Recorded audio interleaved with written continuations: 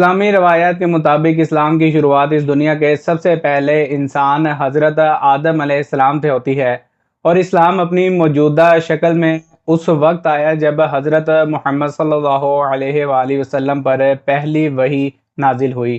نبی پاک صلی اللہ علیہ وآلہ وسلم جب تک مسلمانوں میں موجود رہے تو ان میں کسی بھی قسم کا کوئی اختلاف اور فرقہ پیدا نہ ہوا، لیکن سن 632 عیسوی میں آپ صلی اللہ علیہ وآلہ وسلم کے وصال کے بعد معاملات خراب ہونے لگے۔ سب سے پہلا اختلاف تو یہ تھا کہ اب مسلمانوں کا لیڈر یا خلیفہ کون ہوگا۔ مسلمانوں کے ایک گروپ نے آپ صلی اللہ علیہ وآلہ وسلم کے قریبی دوست حضرت ابوبکر صدیق رضی اللہ تعالیٰ عنہ کو پہلا خلیفہ منتخب کر لیا، لیکن مسلمانوں کا ایک دوسرا گروپ حضرت علی ابن ابی طالب رضی اللہ تعالیٰ عنہ کو خلیفہ کے طور پر دیکھنا چاہتا تھا، جو نبی کریم صلی اللہ علیہ وآلہ وسلم کے خاندان بنو ہاشم سے تعلق رکھتے تھے۔ اس کے ساتھ ساتھ آپ صلی اللہ علیہ وآلہ وسلم کے کزن بھی تھے اور داماد بھی تھے۔ چنانچہ حضرت ابوبکر صدیق رضی اللہ تعالیٰ عنہ کو پہلا خلیفہ ماننے والے سنی کہلائے، جبکہ شیعہ مکتب فکر حضرت علی رضی اللہ تعالیٰ عنہ کو آپ صلی اللہ علیہ وآلہ وسلم کا جانشین اور پہلا خلیفہ مانتے ہیں۔ ان دونوں کے علاوہ ایک تیسرا فرقہ مسلمانوں کے پہلے فتنہ کے دوران وجود میں آیا، جنہیں خارجی کہا جاتا تھا۔ انہوں نے شیعہ اور سنی دونوں سے علیحدگی اختیار کر لی اور ان دونوں فرقوں کے پیروکاروں کو کافر تک ڈکلیئر کر دیا۔ تو دوستو آئیے پہلے سنی مکتب فکر اور اس کی مزید شاخوں کی بات کرتے ہیں۔ موجودہ دور میں پوری دنیا میں تقریباً 85% سے زیادہ مسلمان سنی مکتب فکر کے پیروکار ہیں۔ دوستو سنی لفظ سنہ سے نکلا ہے، جس کا مطلب ہے نبی پاک صلی اللہ علیہ وآلہ وسلم اور ان کے تمام صحابہ کی تعلیمات پر عمل کرنا ہے۔ سنی مکتب فکر کے 4 بڑے امام ہیں، جن کے نام امام ابو حنیفہ، امام مالک، امام شافعی، امام احمد بن حنبل۔ ان چاروں اماموں سے سنیوں کے 4 فقہی مذاہب وجود میں آئے، جیسا کہ امام ابو حنیفہ سے حنفی، امام مالک سے مالکی، امام شافعی سے شافعی اور امام احمد بن حنبل سے حنبلی فرقہ وجود میں آیا۔ ان میں اگر امام ابو حنیفہ کی بات کی جائے تو آپ سن 80 ہجری میں کوفہ میں عراق میں پیدا ہوئے، اور نسب و حسب سے آپ ایرانی نسل سے تعلق رکھتے تھے۔ جوان ہونے پر آپ عرب میں حجاز کے علاقے میں آ گئے، جہاں انہوں نے مکہ اور مدینہ میں تعلیم حاصل کی۔ ان کے کل 4000 اساتذہ بتائے جاتے ہیں، جن میں 7 صحابہ کرام، 93 تابعین اور باقی تبع تابعین شامل ہیں۔ دوستو چونکہ آپ اہل بیت پر ہر طرح سے سپورٹ کیا کرتے تھے، تو عباسی خلیفہ المنصور نے انہیں قید میں ڈال دیا اور اسی قید میں ان کا انتقال ہوا۔ موجودہ دور میں حنفی فقہ ماننے والے زیادہ تر انڈیا، پاکستان، ترکی اور کچھ عرب علاقوں میں پائے جاتے ہیں۔ اسی طرح سنیوں کے دوسرے امام مالک 93 ہجری میں مدینہ میں پیدا ہوئے۔ آپ ایک یمنی خاندان سے تعلق رکھتے تھے اور سن 2 ہجری میں آپ کے دادا نے اسلام قبول کیا تھا۔ امام مالک کو اپنے دور کا حدیث کا سب سے بڑا عالم مانا جاتا تھا۔ یہی وجہ تھی کہ انہیں مدینہ کا امام بھی کہا جاتا تھا۔ جہاں تک ان کے اساتذہ کی بات ہے تو ان میں امام ابو حنیفہ اور امام جعفر الصادق سر فہرست ہیں۔ موجودہ دور میں مالکی مکتب فکر کے پیروکار زیادہ تر افریقہ اور پرانے وقتوں میں مسلم اسپین میں پائے جاتے تھے۔ سنیوں کے تیسرے امام شافعی فلسطین میں غازہ یا اشکلون کے علاقے میں پیدا ہوئے۔ ان کا تعلق قریش کے بنو مطلب قبیلے سے تھا، یعنی ان کا نبی پاک صلی اللہ علیہ وآلہ وسلم سے ایک گہرا رشتہ تھا۔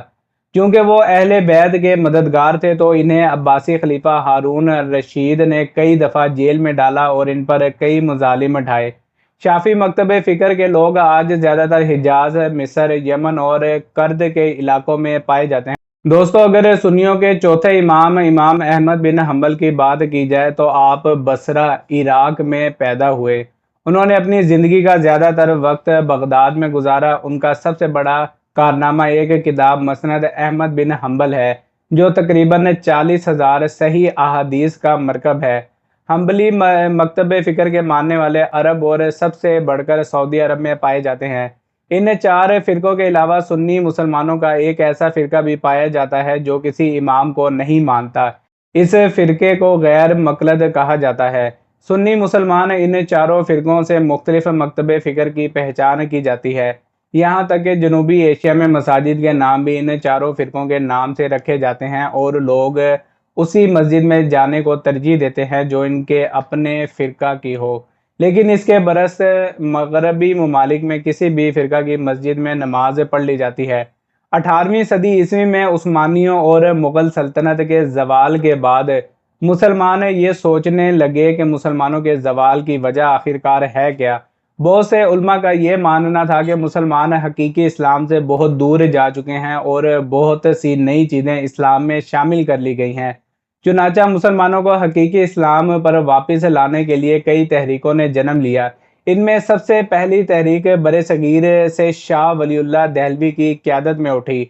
उन्होंने चारों इमामों के मानने वालों में इख्तलाफात को बहुत ज़्यादा कम करने की कोशिश की और कुरान और सुन्नत को खुद समझने और सीखने पर जोर दिया। उन्होंने बरसगीर की तारीख में पहली दफ़ा कुरान का अरबी से उर्दू और फ़ारसी में तर्जुमा भी किया ताकि इस खित्ते के लोग खुद कुरान को आसानी से समझ सकें। इनकी तालीमात से मुतासिर होते हुए कासिम ननातवी ने सन 1867 में एक मदरसा की बुनियाद रखी जिसका नाम दारुल उलूम देवबंद रखा गया। दोस्तों, देवबंदी बुनियादी तौर पर हनफी मकतब फ़िक्र से वाबस्ता नज़र आते हैं और अपने आप को अहले सुन्नत का तसलसल मानते हैं। ये लोग बुज़ुर्गों के मज़ारों पर जाना और इस तरह की रसूमात को एक तरह का शिर्क और बिदअत समझते हैं। देवबंदियों के मुखालफिन में सबसे बड़े मुखालिफ इमाम अहमद रज़ा ख़ान बरेलवी थे, जो बरेलवी मकतब फ़िक्र के बानी माने जाते हैं। ये भी शाह वलीउल्लाह की तहरीक के हामी थे और इनका ताल्लुक भी फ़िक़्ह हनफी से था। लेकिन देवबंदियों के बरक्स ये लोग सूफ़ीज़्म यानी बुज़ुर्गों और इनके मज़ारात पर जाने को बहुत ज़्यादा अहमियत देते हैं। बरसगीर की तरह अरबों में भी इस्लाम को दोबारा अपनी असल हालत में लाने के लिए सलफ़ी तहरीक ने जन्म लिया और 200 सलफ़ी तहरीक सऊदी अरब में मोहम्मद इब्ने वहाब की क़यादत में बहुत सरगर्म रही। मोहम्मद इब्ने वहाब को सुन्नी मुसलमानों की एक और शाख वहाबियत का जद अमजद भी माना जाता है और इनके पैरोकारों में सबसे ज़्यादा लोग सऊदी अरब में पाए जाते हैं। लेकिन वहाबी खुद को वहाबी कहना पसंद नहीं करते बल्कि खुद को सलफ़ी कहते हैं। बरसगीर में इन लोगों को अहले हदीस कहा जाता है। दोस्तों, अहले हदीस मोहम्मद इब्ने वहाब और शाह वलीउल्लाह दहलवी दोनों से मुतासिर नज़र आते हैं। वहाबी या अहले हदीस दोनों अपने आप को गैर मक़लद कहते हैं। मतलब इन लोगों का दावा है कि ये किसी सुन्नी इमाम के पैरोकार नहीं, लेकिन दर हकीकत ये लोग हम्बली मकतब फ़िक्र से जुड़े नज़र आते हैं। इसके साथ साथ ये लोग मिलाद, उर्स और दूसरी सूफ़ी रसूमात के भी बहुत ज़्यादा सख्त खिलाफ नज़र आते हैं। दोस्तों, वीडियो पसंद आई हो तो लाइक कर दें और मज़ीद वीडियोज़ के लिए चैनल को सब्सक्राइब कर लें। मिलते हैं किसी और वीडियो में, तब तक के लिए फ़ी अमान अल्लाह।